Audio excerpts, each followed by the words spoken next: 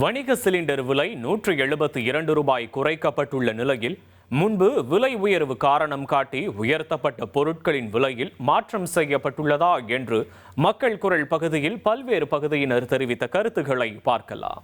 ஏற்கனவே 1000 ரூபாய்க்கு மேலே ஏற்றிருக்காங்க. 172 ரூபா குறைச்சிக்கிற சாதாரண விஷயம் தாங்க.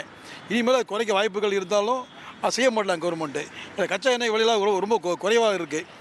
இருந்து அரசாங்கத்துக்கு வருமானத்தை எதிர்பார்க்கலாம் ஒழிஞ்சு மக்கள் தேவையை பார்க்க மாட்டேங்கிறாங்க. கடைக்காரங்க எந்த பொருள் விலை ஏற்றினாலும் அது அப்படியே தான் இருக்கும். 20 ரூபா டீனா 20 ரூபா டீ தான் இருக்கும். சிலிண்டர் கம்மினால கம்மி தர மாட்டாங்க. அதே வேலை தான் அவங்க ஓட்டுவாங்க. ஏன்னா கேட்டாக்கா அன்றைக்கி அது மாதிரி இருந்துச்சுங்க, இன்றைக்கி வேலை இப்போ லேபர் அதிகமாக வச்சுக்கிறாங்க, பெட்ரோல் டீசல் விலைக்கும் அப்படிம்பாங்க. இதெல்லாம் எதுவும் கம்மி பண்ண மாட்டாங்க. அப்படி ஒன்றும் பெருசாக ஒன்றும் மாற்றம் இல்லைங்க. எப்படின்னு வச்சுங்க, இப்போ போய் இன்றைக்கி தான் வேலை 173 ரூபா குறைஞ்சிருக்குது சிலிண்டர் வேலை கமர்ஷியல். இப்போ டீ கடைக்கோ மற்ற பேக்கரிக்கோ இப்போ நான் போய் கேட்டோன்னு வச்சுங்க, இப்போ பழைய லோடு வாங்கினா அந்த ரேட்டு தான் வாங்கணும், அந்த ரேட்டு தான் நாங்கள் தருவோம் அப்படின்னு சொல்லிட்டு அந்த ரேட்டு தான் எங்களுக்கு பண்ணுறாங்க. ஸோ இன்னும் இது மாற்றம் ஏற்படாது. இன்னி தானே ப்ரோமோட் ஆகிருக்கு, இது டிஸ்ட்ரிபியூட் ஆகி இது மாறதுக்குள்ள மறுபடியும் நிலை இல்லாமல் அது சிலிண்டர் விலை ஒரு ஸ்டாண்டர்டாக இல்லாதனால எப்போ வேணா விலை ஏற்ற வேலை இறக்கம் இருக்குமே தவிர ஸ்டாண்டர்டாக இல்லை. 172 ரூபா குறைச்சிக்கன்னு சொல்கிறாங்க. இதெல்லாம் வணிகத்துக்கு ஒன்றும் கட்டுப்படி ஆகாது. ஏற்றும் போது கிடுகிடுன்னு ஏற்றிடுறாங்க. அது 172 ரூபாங்கிறது அது இப்போ பெரிய விஷயம் இல்லை. அது ஒன்றும் வியாபாரத்துக்கு ஒன்றும் கட்டுப்படி ஆகாது. விலையெல்லாம் ஒன்றும் குறைக்க முடியாது. இந்த விலை குறைப்பு பத்தாது, இன்னும் நிறையா குறைக்கணும்.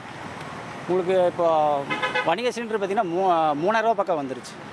முதல்ல பார்த்திங்கன்னா 1400 ரூபா இந்த மாதிரி தான் இருந்துச்சு. அப்போ இவ்வளோ விலையேற்றம் பண்ணிவிட்டு 172 ரூபா இந்த மாதிரி பண்ணுறப்போ விலை குறைப்பு பண்ண முடியாது.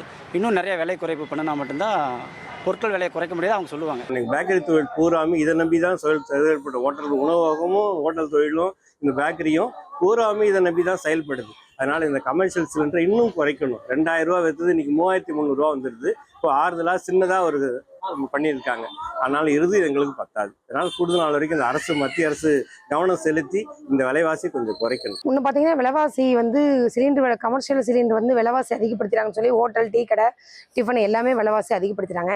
இன்னைக்கு ரேட்டு கொஞ்சம் குறைஞ்சிருக்கிறதுனால 172 ரூபா குறைஞ்சிருக்குன்னு சொல்லி சொல்கிறாங்க.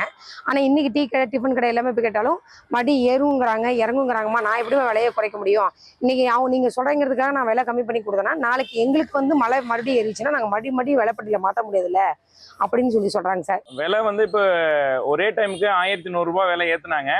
அதை இப்போ குறைச்சிருக்கிறது மட்டும் 125 ரூபா குறைச்சிருக்காங்க. இது எங்களுக்கு போதிய வரவேற்பு இல்லை. எந்த அளவுக்கு விலை ஏற்றிருக்காங்களோ அந்த அளவுக்கு விலை குறைச்சாக்க நல்லா இருக்கும்.